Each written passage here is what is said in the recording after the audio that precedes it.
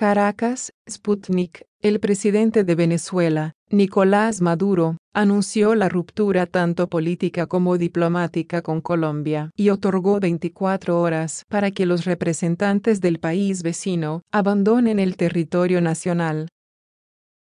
No podemos seguir permitiendo que se preste el territorio de Colombia para una agresión contra Venezuela. Por eso, hemos decidido romper todas las relaciones políticas y diplomáticas. El gobierno fascista de Colombia y todos sus embajadores y cónsules deben salir en 24 horas. Fuera de aquí, la oligarquía, dijo Maduro ante miles de seguidores en el centro de Caracas.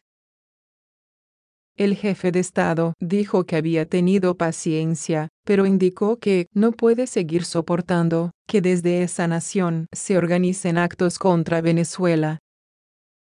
Un día antes, el gobierno venezolano había cerrado los puentes Simón Bolívar, Santander y Unión en la frontera con Colombia. La ciudad colombiana de Cúcuta había servido de centro de acopio de la ayuda humanitaria que impulsa la oposición en alianza con Estados Unidos para que ingresara a Venezuela. La oposición venezolana anunció que ingresarán por la frontera los cargamentos con alimentos y medicamentos donados por Estados Unidos y otros países, los cuales fueron tildados por el presidente Nicolás Maduro como migajas y de un show para justificar una intervención en el país.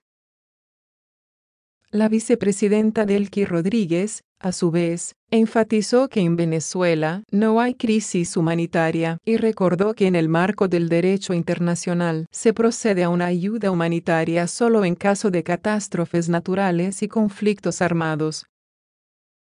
El gobierno venezolano ha advertido que cualquier vehículo que ingrese a su territorio sin autorización será considerado como blanco militar.